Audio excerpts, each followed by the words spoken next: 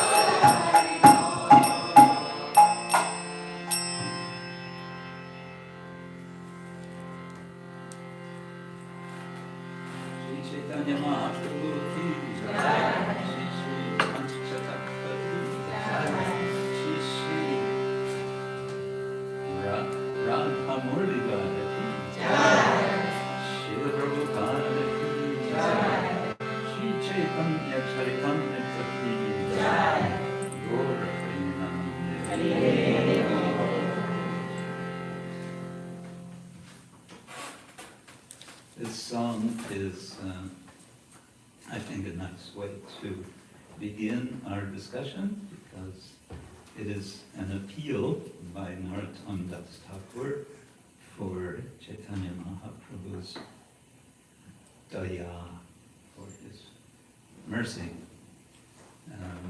And without Chaitanya Mahaprabhu's mercy, what can we understand about anything? And in particular, what can we understand, what can we appreciate about Chaitanya Charitamrita?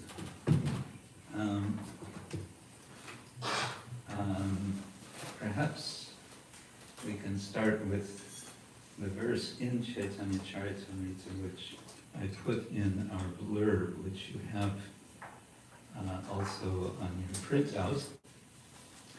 A verse which is found in Adi Lila chapter 8, verse number 15. Shri Krishna Chaitanya Daya Karaha Vichar Karite Chitte Ave Chamatkar. Actually, I think that should be Korile Chitte. Vichar Korile Chitte Ave Chamatkar. If you are indeed interested in logic and argument, kindly apply it to the mercy of Sri Chaitanya Mahaprabhu. If you do so, you will find it to be strikingly wonderful. So Srila Prabhupada translates the word vichara as logic and argument, which is nice, and it's in the context of what has come prior to this.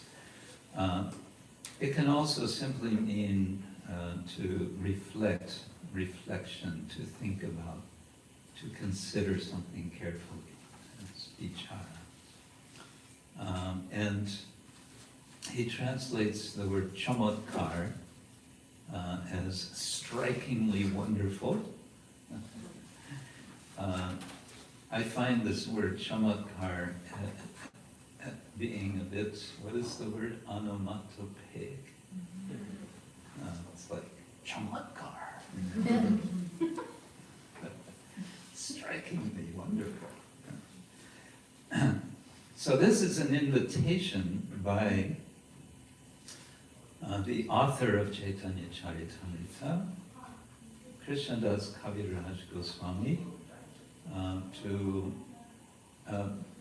to apply ourselves to appreciating Chaitanya Mahaprabhu. And he is, in effect, also offering a promise that by reading his description, his account of Chaitanya Mahaprabhu, there will be this result. He's going to, in effect, help us to do this Sri Krishna Chaitanya Daya Vichara. He's going to help us think about, reflect on, apply our logic and argument, if you like, to this specific point, this specific feature, we can say, of Chaitanya Mahaprabhu, that he is daya, he gives daya, he gives mercy. And in the song that we sang, Shri Krishna Chaitanya Prabhu Daya Koro More, here Narottam is requesting, of course, for Chaitanya Mahaprabhu to give him mercy, and then he's requesting the associates of Lord Chaitanya to also bestow their mercy. Nityananda Prabhu, Advaita Acharya, Swarup Damodar, Sanatana Goswami, Rupa Goswami, Raghunath Das Goswami, Bhatta Juga, which refers to Gopal Bhatta and Raghunath Bhatta, they were both Bhattas, and Shri Jiva Goswami, and Lokanath. Lokanath, I believe, was his Narottam's guru. And also he addresses Srinivas Acharya, and he mentions Ramachandra, who was also a friend of Narottam. So he's describing, at the same time he's requesting their mercy, Daya, he's also just, invoking them. And I think this is what we want to do also. One of the, I would say, major themes of the Chaitanya Charitamrita is that it's all about association of devotees. It's not Chaitanya alone, it's Chaitanya together with, especially, of course, the Panchatattva, Sri Krishna Chaitanya, Prabhu Nityananda, Sri Advaita, Gadadhar, Srivas, Adi, Gaura Bhaktarinda.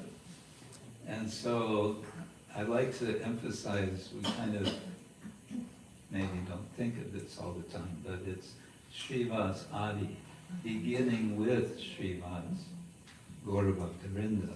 So it's a prayer to all the devotees, beginning with Lord Chaitanya, his immediate associates, and all the devotees. So we want all the mercy we can get. I don't know if you read our blurb, but it gives you a bit of an idea of what we want to do, which is to approach specifically the text, the Chaitanya Charitamrita, because, well, this is what we have received from Srila Prabhupada. We have been so fortunate to receive his translation and purports of the entire Chaitanya Charitamrita, which he translated sort of betwixt and between. He was, of course, working on the Bhagavatam, and he felt the need to kind of set that aside. I don't know if he actually worked on both at the same time, but it seems like he did what we all like to call a marathon. Prabhupada was kind of always on a marathon, at least one marathon at a time, if not more. And so we can be especially grateful that we have this translation. Srila Bhaktivinoda Thakur tells how difficult it was for him in Bengal at his time to acquire a copy of Chaitanya Charitamrita. Of course, printing in India was kind of just getting started. This would have been, well, he wrote his first important essay on Krishna Bhakti on the Srimad Bhagavatam in the year 1869. And at that time he was finding it difficult, but finally he got a copy of it, and he was it was a life changer for him. We have the Chaitanya Charitamrita in, depending on the edition, so many volumes with the commentaries. It's, of course, Srila Prabhupada's commentary, much of which is very much based on the commentary of Srila Bhaktisiddhanta Saraswati Thakur. So much of it is he's simply translating from the Bengali. Bhaktisiddhanta Thakur's his Bengali commentary. One devotee in Czech Republic went through the entire Chaitanya Charitamrita of both and made a detailed comparison and made notes of what Prabhupada includes from Bhaktisiddhanta Thakur and what he adds additional for each and every verse. And that information is available one who might be interested. So we're focusing on Chaitanya Charitamrita, why we want to see how it may help us progress in our individual and collective spiritual, devotional, bhakti lives. We may want to remember, again, thinking of how important Chaitanya Charitamrita was for Srila Prabhupada, that he would say, he wrote in his diary as he was traveling on the Jaladutta to America for the first time, his consolation was Chaitanya Charitamrita. It was a difficult trip, as perhaps all of you know, and I think he used the word solace. My solace is the Chaitanya Charitamrita. So we may also gain solace from Chaitanya Charitamrita, especially in this ever so disturbed time, which seems to become ever more disturbed. We may find solace in Chaitanya Charitamrita, and we may find inspiration, we may find in particular inspiration for, in addition to our own individual spiritual lives, however we can understand that as being isolated, but perhaps most especially how we can be, how we can participate in what the much, how do you say, the much lamented, now departed Kadamba Kanana Swami Maharaj liked to say, said that the movement of Chaitanya Mahaprabhu is going on. It's going on all over the universe, and it's going on whether or not we see it and whether or not we participate in it. It's going on. But perhaps we want to participate in it. And you could think of the Chaitanya Charitamrita as a kind of manual, an extended manual for that purpose. How to take part in Mahaprabhu's mission, which we understand is a mission. The mission as articulated by Vrindavan Das Thakur, you may know, Prithivite Ache Jata Nagarani Gram Sarvatra Prachar Hoive Mor Nam.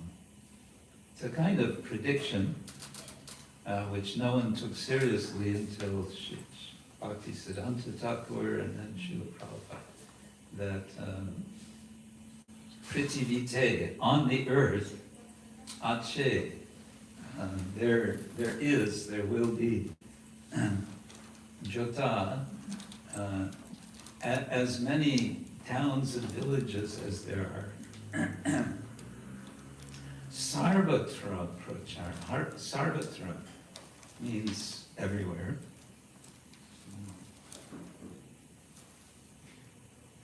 Prachar, Hoibe, is the future tense. There will be. What will there be? There will be the preaching of my name.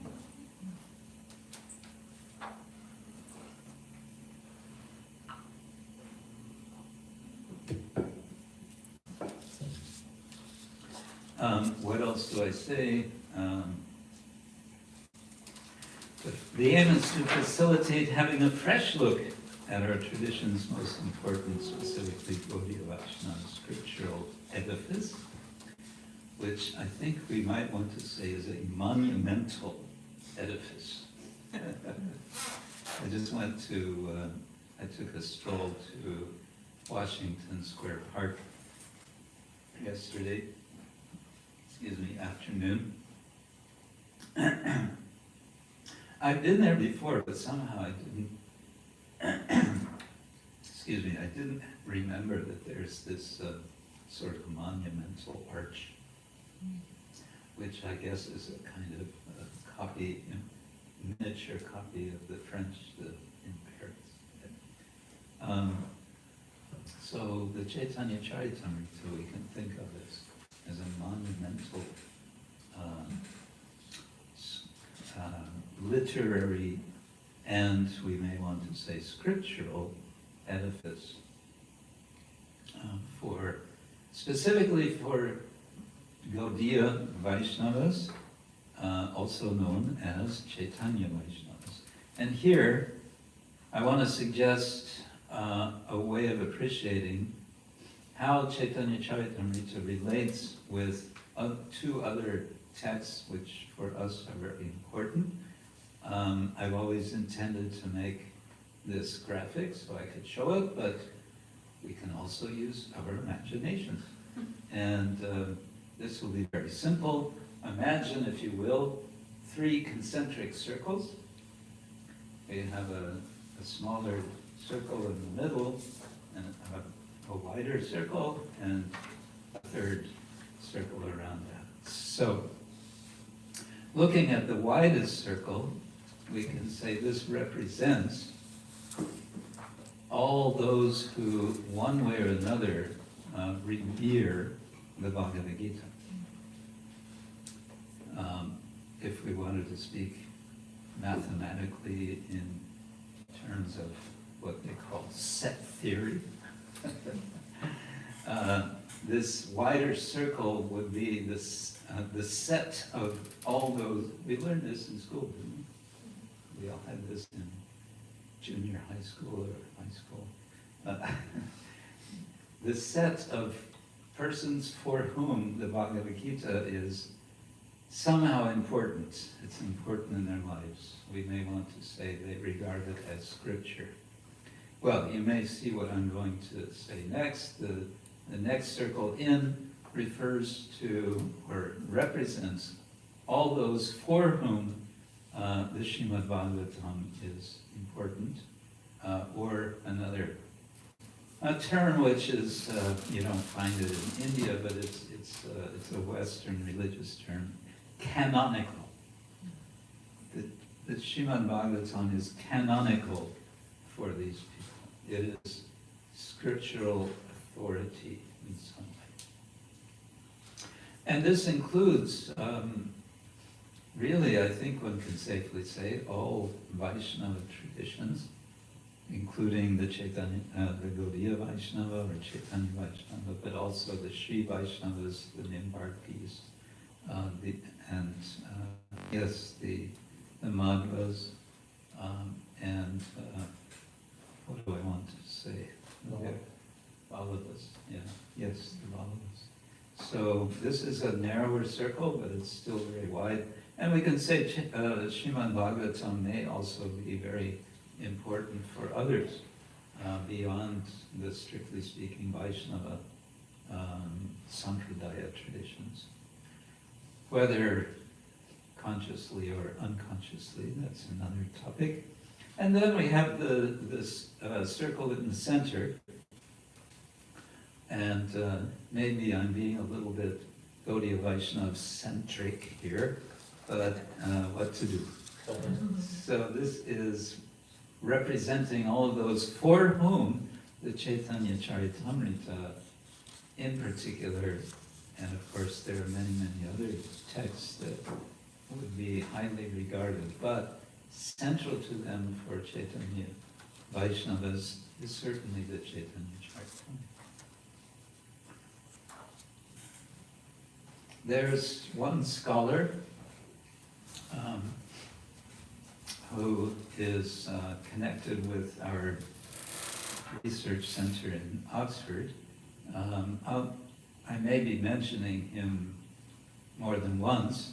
His name is Tony Stewart, and he has been studying the Gaudiya Vaishnava tradition since some decades. And you will probably ask, so is he a devotee? Well, he's a very nice scholar and a very nice person. I don't think he considers himself a follower of Lord Chaitanya, but he is somehow deeply, he has been deeply engaged in studying from his doctoral research at the University of Chicago. And I think it was 2011, finally his book came out, which was kind of the culmination of all of his research on the Chaitanya Charitamrita. And the title of the book is The Final Word. And it has a subtitle, I don't remember, but it's what he's saying there is he doesn't want to be arrogant to say my book is the final word. What he wants to say is that the Chaitanya Charitamrita was and still is in important ways the final word about Chaitanya Mahaprabhu for the followers of Chaitanya Mahaprabhu. And essentially what he's doing in that book is showing in minute detail how he establishes his writing as the final word. So I think we can agree in many ways it's the final word. And historically, whatever has been written after that about Lord Chaitanya has been based on Chaitanya Charitamrita and also earlier writings. There are, if I remember right, there's approximately 6 other works which are still extant, which are Chaitanya giving or focused on Chaitanya Lila. There were others which were written but which are no longer extant. I would say most regrettably the Karacha, the notebooks, as it was called, or notebook of Swarup Damodar. Although some works have been published which claim to be the Karacha, the scholars say, no, sorry, that can't be it. For various reasons which they will elaborate. But that's the sad news. The happy news is that Krishnadas Kaviraj was benefiting from Swarup Damodar's notes from his writings as given to him by Srila Rupa Goswami and Srila Raghunath Das Goswami. My understanding is especially from Raghunath Das, because Raghunath had been there in Puri so much of the time. Yeah. So I want to say, let's make this open-ended in the sense, please feel free to raise your hand, interrupt, ask a question, make a comment. That way it can be not so monotonous with me speaking all the time. Let me ask the embarrassing question, who has read the entire Chaitanya Charitamrita? Oh, good, very good. Some of you parts of Chaitanya Charitamrita? Yes, good, okay. A few verses here and there. I've heard a few verses. Well, those of you who have read the entire Chaitanya Charitamrita, we give you a gold star in the beginning. And all the rest, we give you a gold star for coming to take inspiration to, in course of time, read the entire Chaitanya Charitamrita. And maybe I should say a word about techniques of reading. Because well, first let me tell a little personal story. When I first joined, as we say, as when I joined the devotees, it was in Germany in a few decades ago. Soon after I joined, we received, I don't remember if we got more than one copy, but we got at least one copy of a paperback book from America. It was in English, and it was called, what was it called? Chaitanya in 5 Features. You remember that book? Some of you have seen it. It was a translation. It's Adi Lila chapter 7. Does it include 8? I don't remember it. Maybe it's just 7. Maybe it's 7 and 8. So we received this book, and it's Sri Chaitanya in 5 Features, I think it's called. And we all started reading it, and then we couldn't stop reading it because it was so exciting.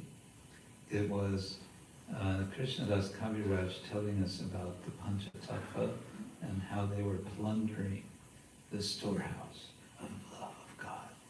And when we were reading this, and they were distributing the contents to everyone, and when we would read this, we would practically get goosebumps and say, "Where's my book bag? Let's go." we would want to run out on the street and distribute the mercy of Lord Chaitanya. So, and Prabhupada had apparently told the devotees, I believe he was in Los Angeles, and he had just translated that chapter, and he told the devotees, print this as a separate book, because he understood this will be very potent for inspiring everyone. So, but I wanted to say how to read Chaitanya Charitamrita. Well, in a sense, it's because it's Amrita. Amrita, you can, whether you taste this side of the cup or that side of the cup, or the other side or another side, it's all Amrita, right? It's all nectar. So you can open any book, and devotees used to distribute any book also from Chaitanya Charitamrita, which I always thought is a bit amusing. Imagine somebody on the street getting a copy of Chaitanya Charitamrita, Antya Lila chapters, whatever, 8, 9, 10. What is going on here? So yes, one can just jump in anywhere and read, and it can be very sweet. Or one can begin at the beginning and work one's way through. And I say work because especially the first 6 chapters, you may feel they're kind of a lot of work. And why are they a lot of work? They're a lot of work because it's dense theology. It's giving theology, and we may want to say ontology. Who is who, and how is it that they are who they are? It's also, of course, giving why Chaitanya appears, why Mahaprabhu appears. So it's telling also a story of his reflection about his intention to appear.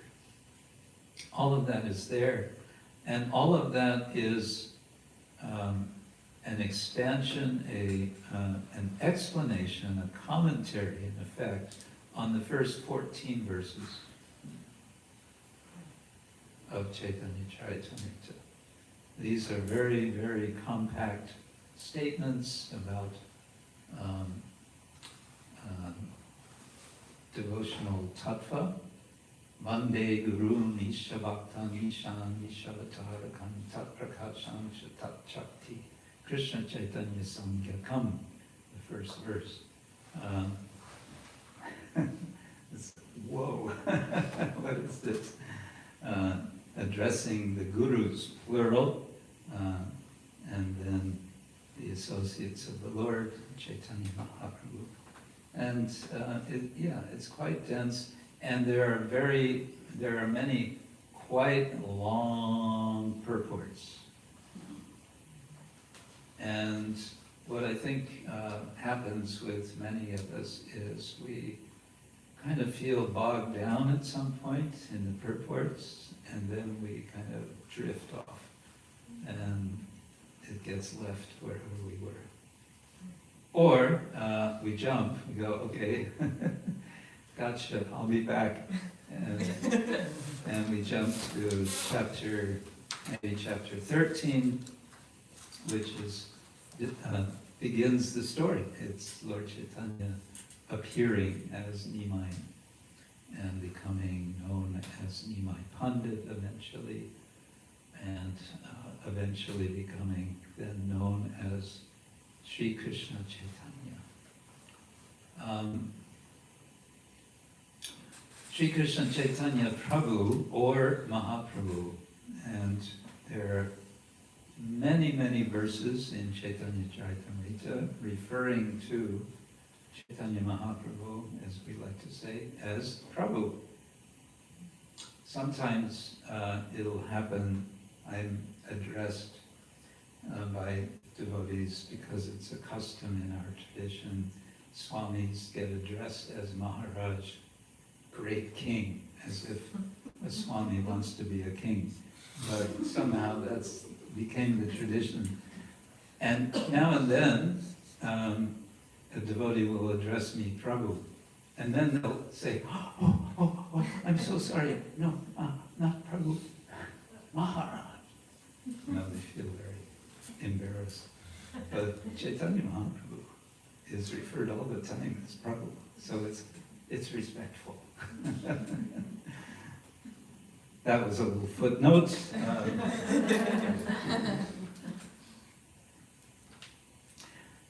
So, okay, different ways of reading Chaitanya Charitamrita. I think this will be something that unfolds also as we discuss. A general suggestion I like to make for devotees is to just read the verses of an entire chapter. Go through the verses, straight through. That way you're getting a cohesive, you're getting what Krishnadas Kaviraj has written. And especially when there's a lot of narrative, there's story. This happened, then this happened, then this happened. And this can be very, very good. And there are large sections of Chaitanya Charitamrita where there are no purports because there's no need. It's just very clear what's happening. But you can just read the verses, and then you can go back and you can read purports, and you can look at the Bengali, you can look at the Sanskrit, you can focus more.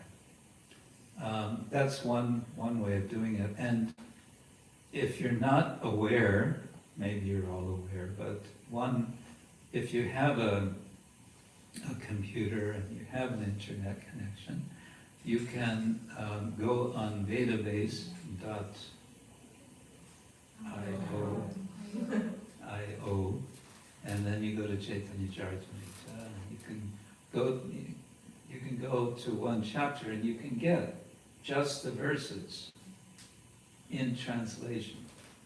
So it's very easy to just read straight through a chapter like that. And sometimes I'm surprised when I do that. It's like, oh, is that there? Yeah.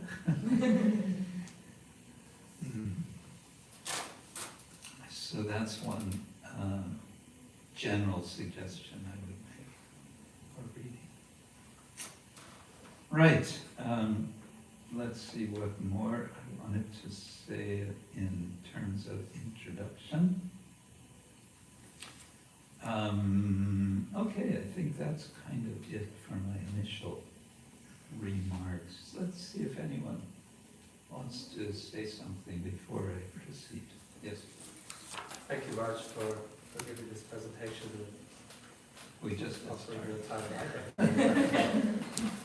In terms of tips for reading Chaitanya Charitamrita, Yeah.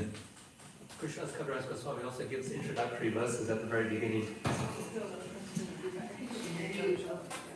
He gives introductory verses at the beginning of the chapter where he basically summarizes what he's going to be describing. Yeah. And so it's a good idea to also pay attention to those. Yes. Because you get a sense of why he's going to tell the stories and what he's taking from the story to be the essence. Yes. And then he does it at the end as well, like 2 verses, he summarizes Yes. what he's described, and if you look at those, it's Yes. Thank you. Yes. Summaries. His first verse of each chapter is always a verse in Sanskrit, which is kind of an invocation. Krishnadas Kaviraj was a very accomplished Sanskritist. He wrote the Chaitanya Charitamrita after he wrote the Govinda Lilamrita, which is in Sanskrit, which has some really stunning verses, including verses which describe Krishna's dancing. And anyway, that's another topic. And he does it in an onomatopoeic way, so you can almost hear Krishna dancing. So he was an accomplished Sanskritist. He wrote the first verse of each chapter. And one of these verses that I like, I quoted the very first verse, chapter 14, Adi Lila, Katanchana smite yasmin duskaram sukaram bhave vismite viparitam syat Sri Chaitanya namamitam.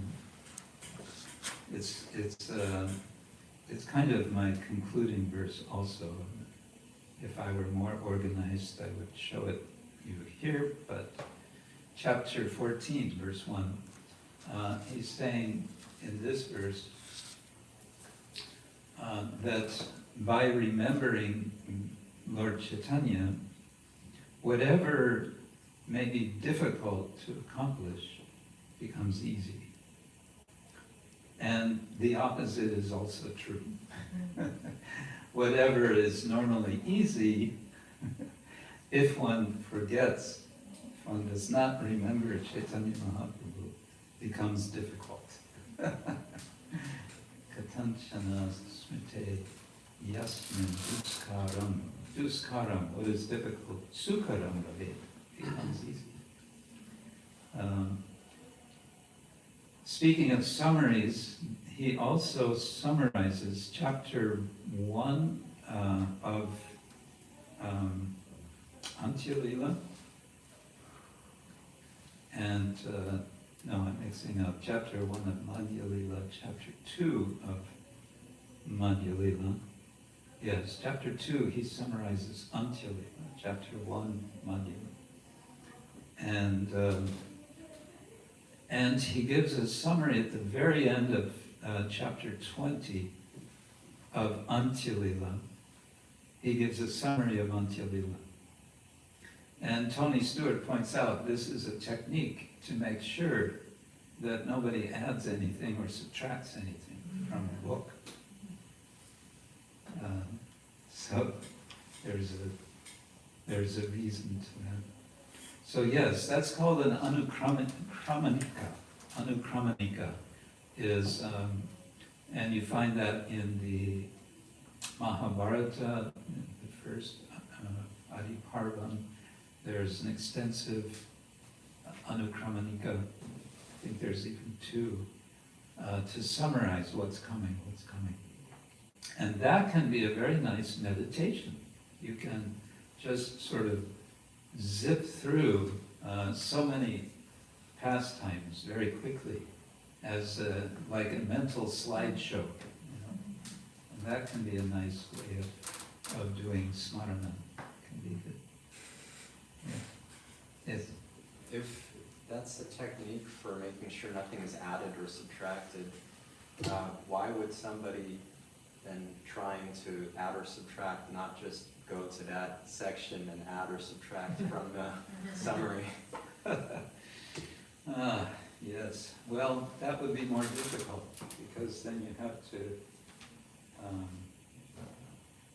have to change the verse number. I don't know. I haven't thought in detail about that.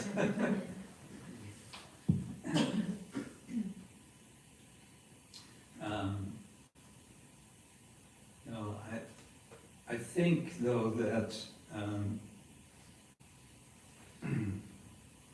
one of the reasons that the Chaitanya Charitamrita has sustained its authority, well, it's working both ways. Because of its authority, it has remained relatively unchanged. I say relatively because there can be very minor changes, scribal mistakes in copy, for example. That's another topic. But it's popular, and therefore it's known. This is the text, so nobody can sneak something in or take something out, and sort of inverting that. Nobody wants to, because they understand this is Krishna Kaviraj. We want what he said.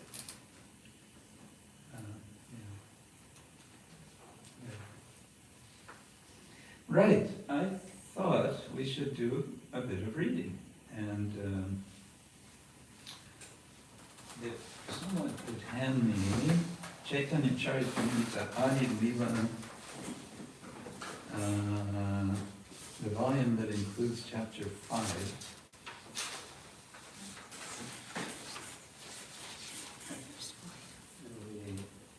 Probably, it may be the first line.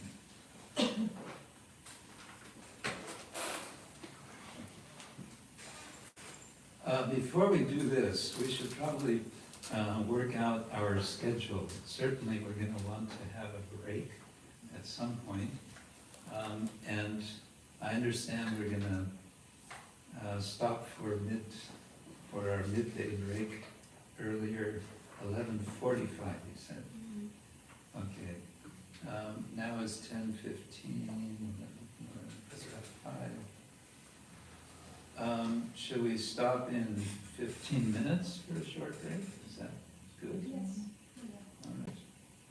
And yeah, we're having an earlier lunch because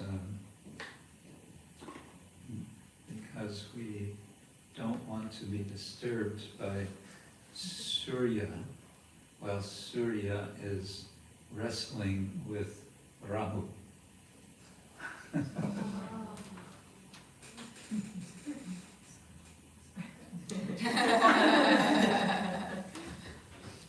Something like that.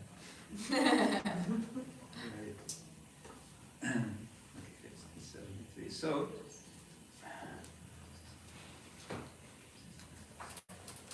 an interesting feature of Krishnadas Kaviraj Goswami's writing is that in Chaitanya Charitamrita, he, more than once, he is autobiographical. He tells about himself. He tells the how I became a Hare Krishna story.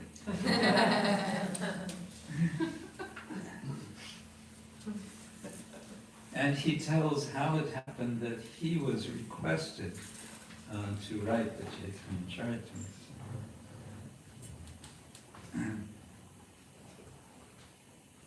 So let's just listen to his explanation of how it came that he went to Vrindavan. You may know this story, but it's nice to hear it again.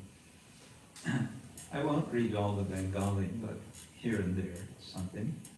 Shri Krishna, Shri Chaitanya Prabhute Tara Sudrita Vishwas Nityananda Prati Tara Vishwasa Abhas My brother had firm faith in Lord Chaitanya,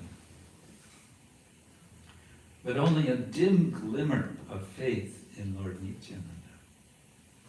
Ihajani Ramadase Dukka Hoiblamone Tobe to Bratare Ami Korinu Bhartsone.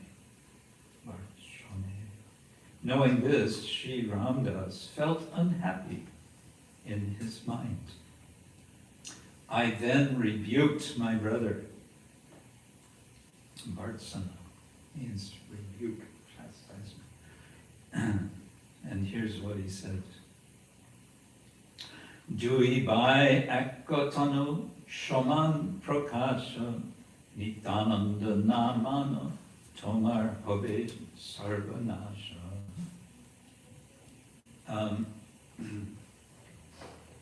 Krishnadas Kaviraj's Bengali is not always completely following what would be called scansion. He has two types of Bengali verse. This, what we're reading now, is called Hayar, 2 lines and with a certain rhythm. And the other type, which he sometimes goes to, which is, in a sense, you feel like, oh, this is really for singing. It's called Tripadi, and that's usually in sort of 4 lines with 2 longer and 2 shorter lines.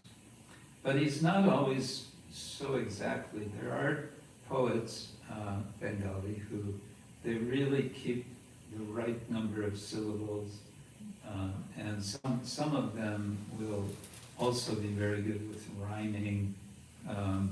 The end, sometimes there's internal rhyming. Some quite amazing poetry is there. But Krishnadas Kaviraj doesn't seem very concerned about that. He has a story to tell, and he's going to tell it. He's going to get it across. These 2 brothers, I told him, are like one body. They are identical manifestations. If you do not believe in Lord Nityananda, you will fall down. So you can imagine 2 brothers, they're arguing with each other. Sometimes brothers do that. If you have faith in one but disrespect the other, your logic is like the logic of accepting half a hen. Ardha kukuti nyaya. There are books that give lists of nyayas. Nyaya not so strictly in the sense of logic, but sort of, quasi-logic, I would say. Analogies really are what they are. So Ardha Kukuti Nyaya. So you can impress your friends by referring to Ardha Kukuti Nyaya sometime in one of your conversations.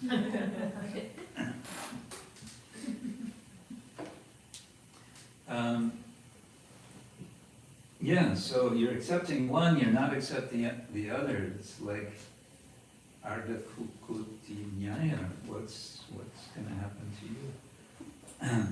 It would be better to be an atheist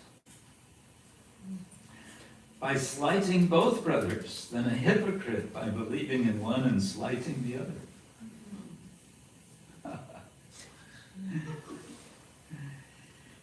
Thus, Sri Ramdas broke his flute in anger and went away, and at that time my brother fell down. At that time my brother fell down. You kind of think, oh, did he collapse on the floor? Or, no, what actually happened? So then, and this, Krishnadas does this on occasion. He says, now I've told you that such and such. Now I'm going to tell you such and such. So he wants to get us involved, and he wants to keep us oriented. This is what we're talking about. Pay attention. No? So he says, I thus describe the power of the servants of Lord Nityananda, because Ramdas was a servant of Nityananda. And he's saying that because he was angry and he broke his flute, that caused his brother, Krishnadasa's brother, to fall down. Now I shall describe another characteristic of his mercy. And now it begins. This is Nityananda Prabhu's mercy on Krishnadasa. Bhaike Partsinu Mui Vaya E Guno She Ratre Prabhu More Dila Doroshono. That night, Lord Nityananda appeared to me in a dream because of my good quality in chastising my brother.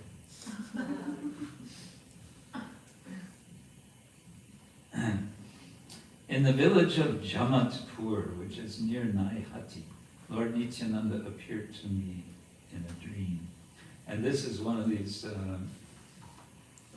very short purport, in fact, so short we can read it.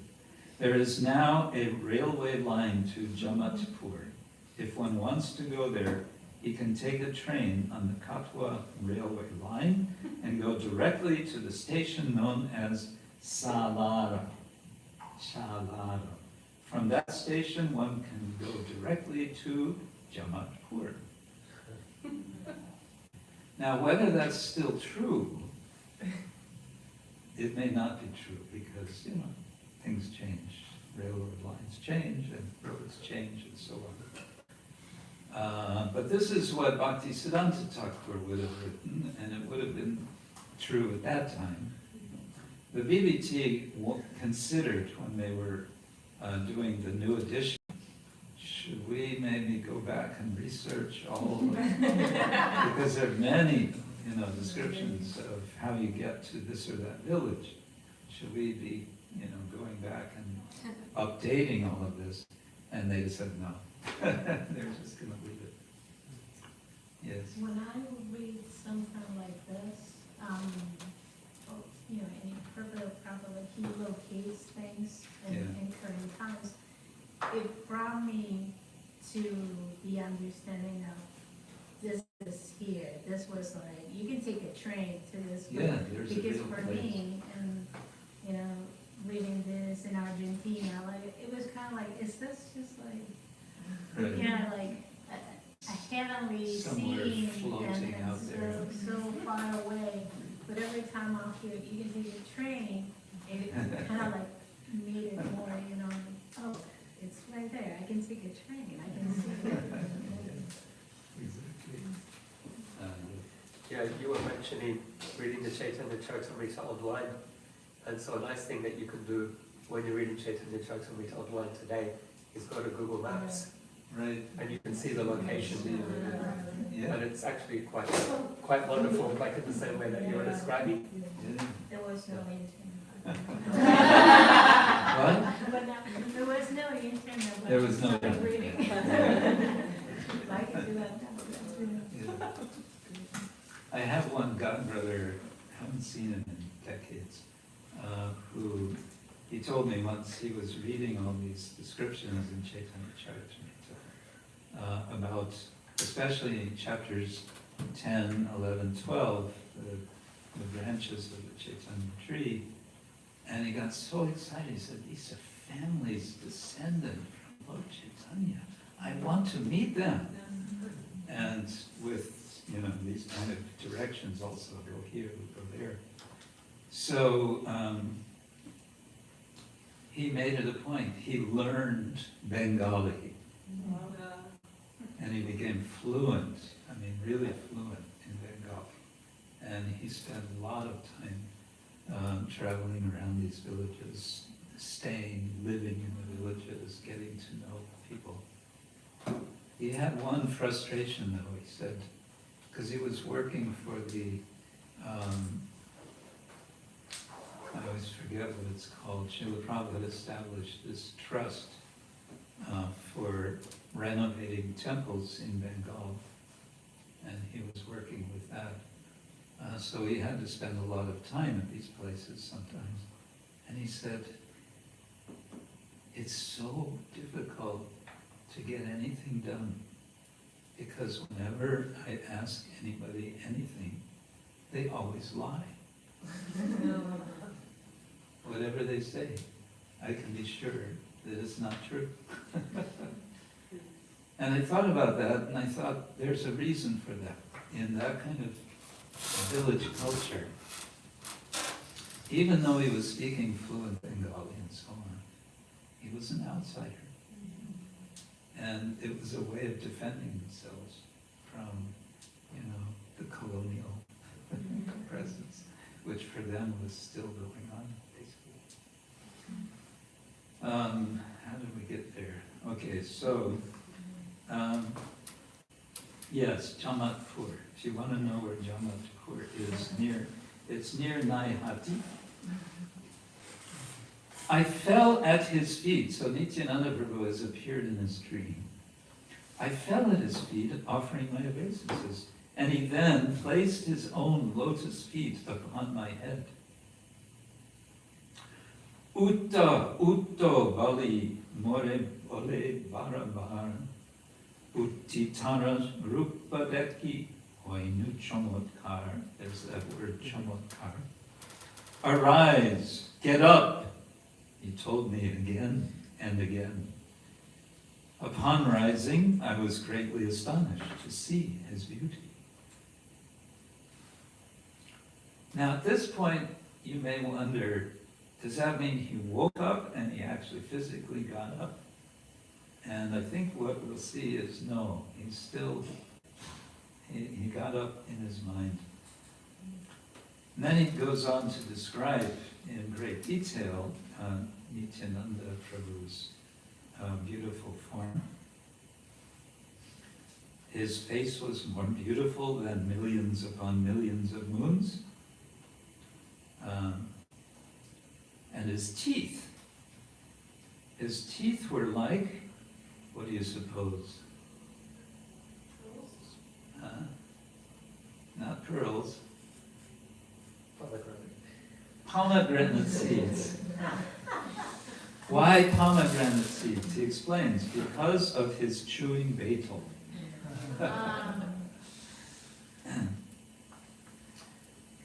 And it gives more description. He says his body moved to and fro, right and left, for he was absorbed in ecstasy. He chanted Krishna, Krishna in a deep voice. He seemed like a maddened lion, Martosino. And all around the four sides of his feet were bringa, bumblebees. And more description, he was not alone, and the cowherd boys were there. They were playing their horns and flutes and dancing and singing. So he sees all of this, and he says now, Krishna says, Anande vihvala ami, kichu nahi jani, tobe hashi, prabhu more kohilen bani. I was overwhelmed with transcendental ecstasy, not knowing anything else. Then Lord Nityananda smiled and spoke to me as follows. Are are Krishna das, nakoro hobahe, brindavane jaha taha sarvala bohai. Oh, my dear Krishna das, do not be afraid. Go to Vrindavan, for there you will attain all things. I find it interesting, he had this little squabble with his brother. But that was enough to prompt Nityananda Prabhu to say, it's time for you to get out of here. Welcome, come. Hi. Come join the party. In front, can we? Yeah, it's okay. cross Yes, over? there are front seats. You have a front row seat. We Thank saved them you. for you. We were coming. Oh, awesome.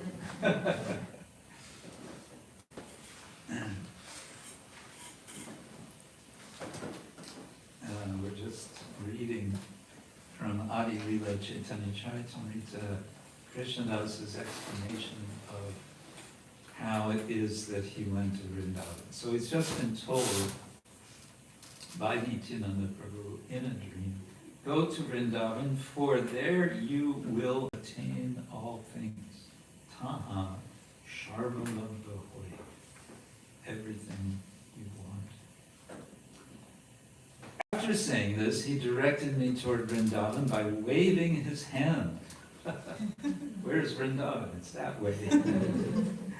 Thus, then he disappeared with his associates. And then he says, I fainted and fell to the ground. My dream broke, and when I regained consciousness, I saw that morning had come. So he's dreaming all the time, but we still don't know. Could it be that he actually had gotten up and was standing and was still dreaming? Because he says, I fainted and fell to the ground, and then my dream broke.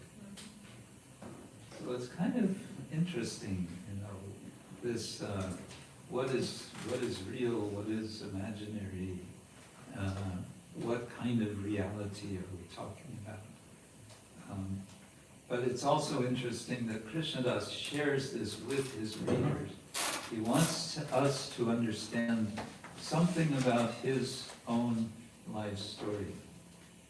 He goes on, I thought about what I had seen and heard and concluded that the Lord had ordered me to proceed to Vrindavan at once.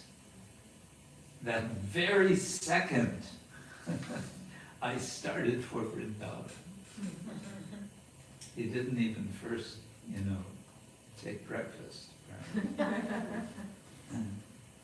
And by his mercy, I reached there in great happiness. She Kane, or Kshane in Sanskrit, Vrindavane Korinu Gamon, Prabhu Kripate Shuke Ayinu Vrindavan. And then, Jaya Jaya Nityananda Nityananda Ram, Jara Kripate Ayinu Vrindavan. All glory to Lord Nityananda Balaram, by whose mercy I have attained shelter in the transcendental abode of Vrindavan. Now, I think it's interesting, at least, if not something important. I think it's important too, that Krishnadas Kaviraj would have left home and gone to Vrindavan while he was quite young. We don't know exactly when, but I would imagine he could have been in his early 20s. And so, having gone to Vrindavan, he seems to have never left Vrindavan for the rest of his life. And of course, because he's in Vrindavan, he's also having the association for the first several years of his life, of his time there, with the Goswamis, Rupa, Sanatan, Bhatta Juga, Jiva Goswami, and Raghunath Das. And in their association, he is hearing about Chaitanya Mahaprabhu. And then, having heard from them, he is being asked to write the Chaitanya Charitamrita. And in the 8th chapter, he gives more details about how that comes about. But before we go there, we already passed our time break. Hold on. Let's see if it's in this.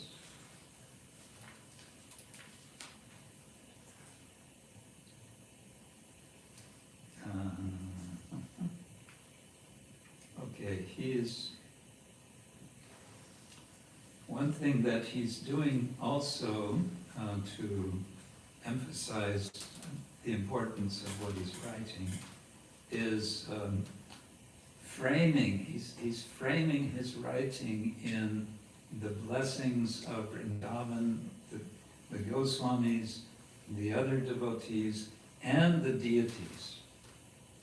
And this is one thing he does in the very beginning in the Adi Lila, is he glorifies Madan Mohan, Govinda, and Gopinath, yes.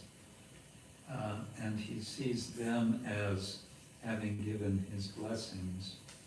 And he then does something interesting. This is now Adi Lila chapter 5, verse 224.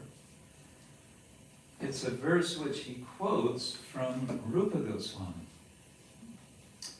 Smeram bangi traya parichitam sachivistirna drishtim vamshi nyastadara kishalayam ujvalam chandrakena govindakyam haritanamita keshitirto pakante ma prekshishtasthava yadisake bandhu sange stiranga. My dear friend, if you are indeed attached to your worldly friends, do not look at the smiling face of Lord Govinda as he stands on the bank of the Yamuna at Keshigat. Casting sidelong glances, he places his flute to his lips, which seem like newly blossomed twigs. His transcendental body, bending in 3 places, appears very bright in the moonlight.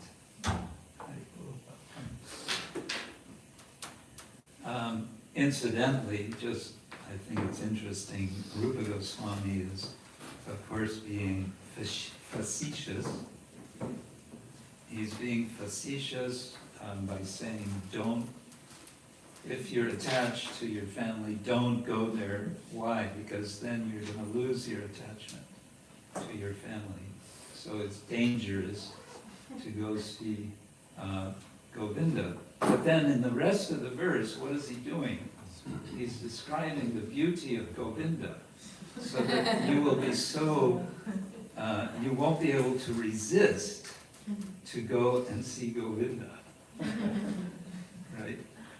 So that's, I think, a nice irony. But the point I want to make is, this is a Sanskrit verse, and we encounter many Sanskrit verses, several hundred Sanskrit verses.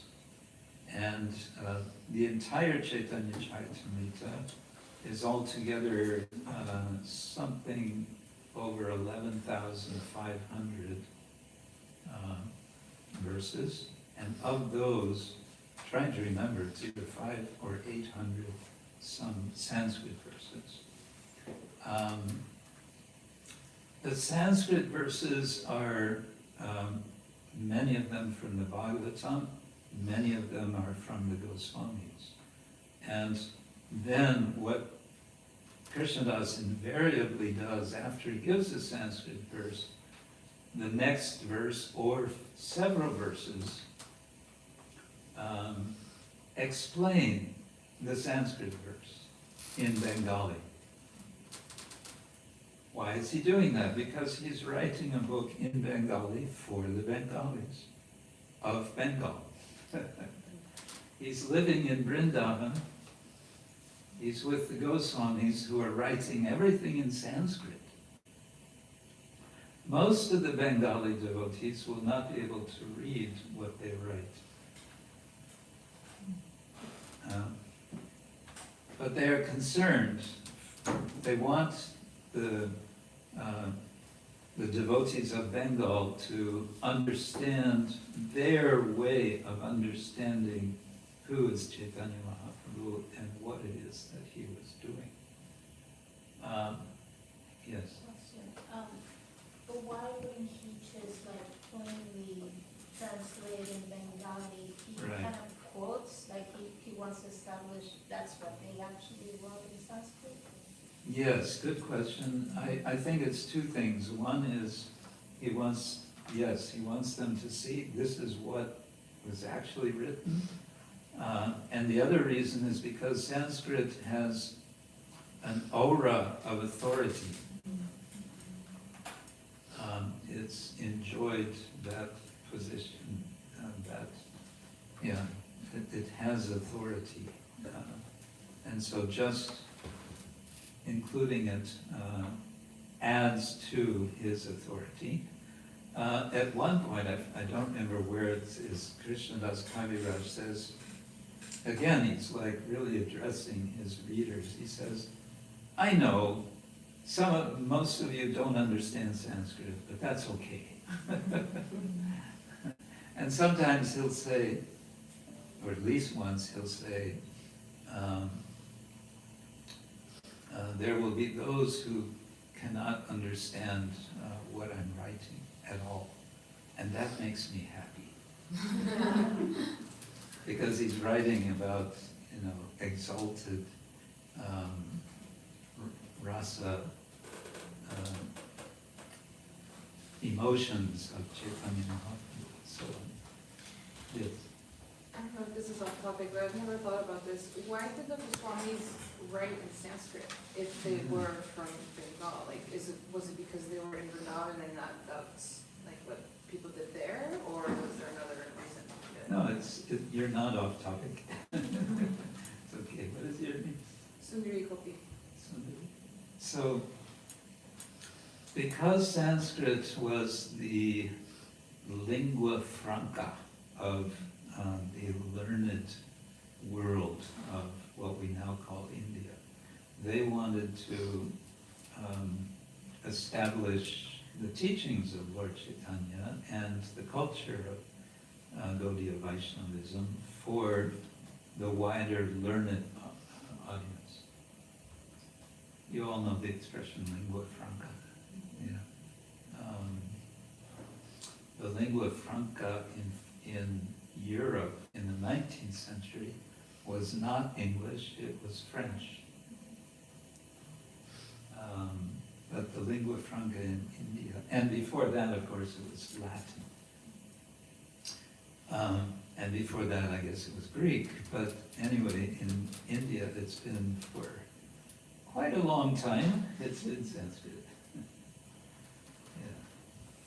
Yes. Your name is Hari Prasad Das. Hari Prasad. I've often wondered, is Krishna speaking Rajbas most of the time, or is he speaking Sanskrit most of the time when he's in his Vrindavan Lila? Well, it's hard for me to imagine Krishna speaking Sanskrit with the cowherd boys or the gopis. Yeah. Yeah. When he speaks with the demigods, he probably speaks Sanskrit.